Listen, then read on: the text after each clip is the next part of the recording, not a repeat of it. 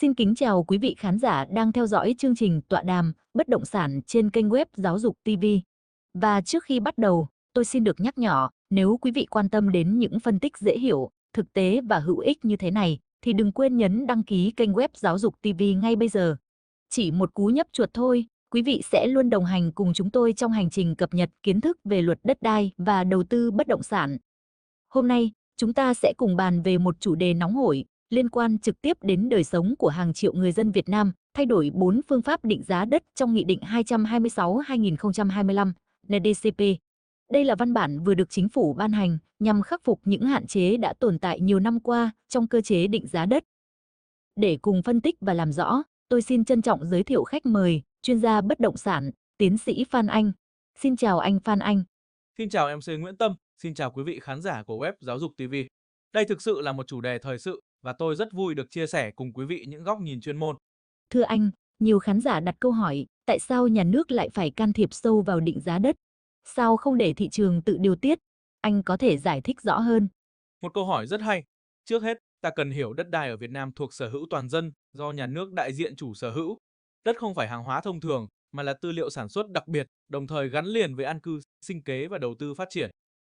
Nếu chúng ta buông lỏng để giá đất hoàn toàn theo cơ chế thị trường thì sẽ nảy sinh nhiều hệ lụy, giá bị đầu cơ đẩy lên cao, gây khó cho người dân có nhu cầu ở thực. Trong khi đó, ngân sách nhà nước có thể thất thu khi bồi thường, giải phóng mặt bằng. Vì vậy, nhà nước phải định ra các phương pháp định giá đất. Nhưng vấn đề là suốt nhiều năm, 4 phương pháp cũ đã bộc lộ bất cập, khiến giá đất nhà nước và giá thị trường luôn có khoảng cách rất lớn. Tôi nhớ có nhiều trường hợp bồi thường giải phóng mặt bằng khiến người dân bức xúc vì giá đền bù quá thấp so với giá họ có thể bán ngoài thị trường. Chính xác, khoảng cách này tạo ra bất công, thậm chí xung đột xã hội. Chưa kể, thiếu minh bạch trong quy trình định giá còn mở đường cho lợi ích nhóm. Do đó, Nghị định 226 ra đời nhằm điều chỉnh cả 4 phương pháp cốt lõi để đưa giá đất tiệm cận thị trường, minh bạch và công bằng hơn. Vậy thưa anh, trong bối cảnh nào mà Nghị định 226 được ban hành? Việt Nam đang trong hành trình tái cấu trúc nền kinh tế và bất động sản được xem như một trong những trụ cột quan trọng. Thế nhưng, ba nút thắt lớn vẫn đè nặng lên thị trường này. Thứ nhất, khoảng cách giá đất nhà nước và giá thị trường quá xa nhau. Ví dụ rõ ràng nhất, một mảnh đất ngay trung tâm thành phố Hồ Chí Minh có giá giao dịch thực tế khoảng 300 triệu đồng trên mét vuông, nhưng trong bảng giá nhà nước chỉ được định 60 đến 80 triệu trên mét vuông. Khoảng chênh lệch khổng lồ này khiến ngân sách thất thu hàng nghìn tỷ đồng mỗi năm và gây ra nhiều bất công trong bồi thường, giải phóng mặt bằng. Thứ hai, quy trình định giá thiếu minh bạch. Ở nhiều địa phương, việc lấy dữ liệu chưa có chuẩn mực, thậm chí mang tính tùy tiện. Điều này tạo kẽ hở cho việc làm giá phục vụ lợi ích nhóm, làm méo mó thị trường và khiến người dân mất niềm tin. Thứ ba, chính quyền cơ sở gặp khó khăn.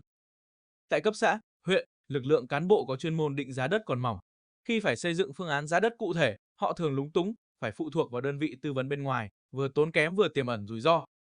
Trong bối cảnh đó, chính phủ buộc phải đưa ra một bước đi chiến lược, sửa đổi toàn diện 4 phương pháp định giá đất nhằm thu hẹp khoảng cách, tăng tính minh bạch và hỗ trợ chính quyền địa phương thực thi hiệu quả hơn. Chúng ta cùng đi vào phần chính, 4 phương pháp định giá đất được sửa đổi.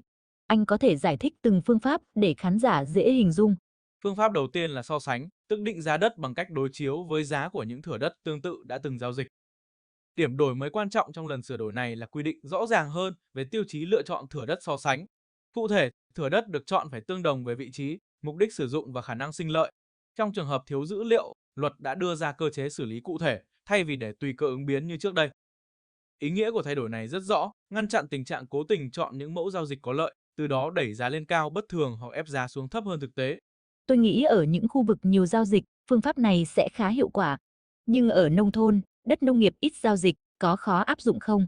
Đúng vậy, đây là điểm yếu của phương pháp này. Phương pháp so sánh dễ hiểu nhưng phụ thuộc vào dữ liệu thị trường.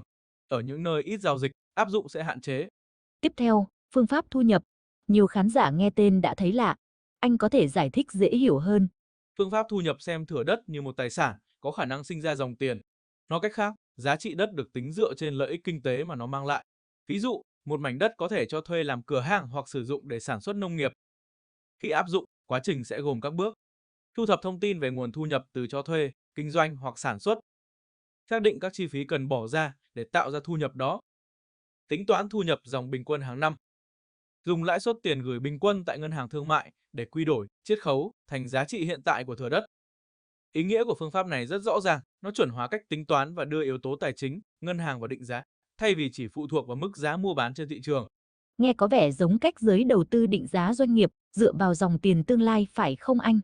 Đúng vậy, đây là một bước cải cách quan trọng. Hãy thử hình dung một khu đất thương mại ở Hà Nội cho thuê được 1 tỷ đồng mỗi năm. Sau khi trừ chi phí 200 triệu, phần thu nhập dòng còn lại là 800 triệu.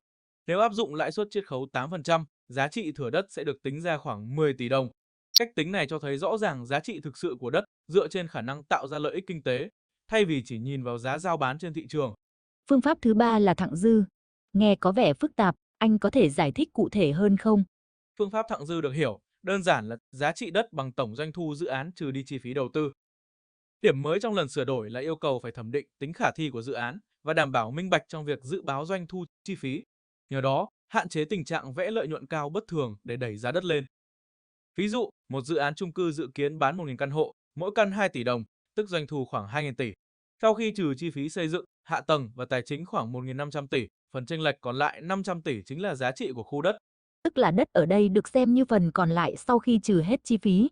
Đúng vậy. Tuy nhiên, đây là phương pháp phức tạp, dễ bị thao túng nếu số liệu không minh bạch. Cuối cùng là phương pháp hệ số điều chỉnh giá đất. Nhiều người dân chắc đã nghe đến hệ số K, anh giải thích thêm được không? Phương pháp hệ số điều chỉnh giá đất thường gắn với cái tên quen thuộc là hệ số K. Nói một cách đơn giản, đây là cách nhà nước lấy giá đất trong bảng giá rồi nhân với hệ số K để ra giá trị sát hơn với thực tế thị trường. Ví dụ, bảng giá đất của nhà nước quy định một khu đất là 20 triệu đồng trên mét vuông. Nếu hệ số K ở khu vực đó là 2, thì giá đất tính ra sẽ là 20 triệu x 2 bằng 40 triệu đồng trên mét vuông. Điểm mới, hệ số K phải được xác định minh bạch dựa vào dữ liệu giao dịch và biến động thị trường. Như vậy tránh tình trạng hệ số một mặt phục vụ ngân sách, một mặt phục vụ lợi ích riêng. Ưu điểm điều chỉnh nhanh, đặc biệt khi thị trường biến động. Nhưng rủi ro, nếu thiếu minh bạch, hệ số K có thể trở thành công cụ hai mặt. Rõ ràng, các phương pháp đã được chỉnh sửa khá căn bản. Nhưng thưa ông, điều này sẽ tác động như thế nào đến nhà nước, doanh nghiệp, người dân và thị trường? Những tác động dự kiến có thể nhìn thấy khá rõ. Với nhà nước, nguồn thu ngân sách sẽ tăng vì giá đất được tính sát với giá thị trường, đồng thời giảm bớt các tranh chấp khi bồi thường, giải phóng mặt bằng. Với doanh nghiệp, có thể dự báo chi phí chính xác hơn, từ đó yên tâm đầu tư trong một môi trường minh bạch và ổn định. Với người dân, quyền lợi khi được bồi thường trở nên rõ ràng, công bằng hơn, không còn tình trạng hai giá gây bức xúc. Với thị trường bất động sản, tính minh bạch được nâng cao, niềm tin của nhà đầu tư và người mua được củng cố. Tuy nhiên, cũng cần lưu ý, khi giá đất được tính sát thị trường, chi phí đầu tư dự án có thể tăng và điều này có khả năng kéo giá nhà ở lên theo. Vậy tức là vừa có cơ hội, vừa có thách thức phải không anh? Chính xác, bài toán cân bằng lợi ích giữa nhà nước, doanh nghiệp, người dân là rất quan trọng. Nghị định đã có, nhưng làm sao để đi vào đời sống? Theo anh, thách thức lớn nhất là gì? Hiện nay, vẫn còn 3 rào cản lớn cần vượt qua. Một, dữ liệu đất đai chưa đồng bộ, chúng ta vẫn chưa có một cơ sở dữ liệu quốc gia hoàn chỉnh, khiến việc tra cứu và định giá thiếu chính xác. Hai, năng lực cán bộ địa phương còn hạn chế, nhiều cán bộ ở cấp xã, huyện chưa đủ kỹ năng để vận dụng các phương pháp định giá phức tạp. Ba, nguy cơ lợi ích nhóm, nếu thiếu cơ chế giám sát chặt chẽ, chính sách rất dễ bị bẻ cong để phục vụ một số đối tượng riêng. Theo anh, chúng ta cần làm gì trong ngắn hạn và dài hạn để nghị định phát huy hiệu quả? Giải pháp được chia thành 3 hướng rõ ràng. Trong ngắn hạn, cần nhanh chóng đào tạo đội ngũ định giá đất chuyên nghiệp, chuẩn hóa quy trình làm việc và siết chặt trách nhiệm giải trình. Trong dài hạn, xây dựng một cơ sở dữ liệu giá đất quốc gia thống nhất, có khả năng liên thông với ngân hàng, cơ quan thuế và thống kê để bảo đảm tính chính xác và minh bạch.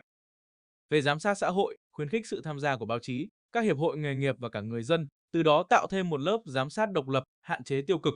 Nghe anh phân tích, tôi thấy đất đai không chỉ là con số khô khan, mà thực sự là thước đo công bằng xã hội.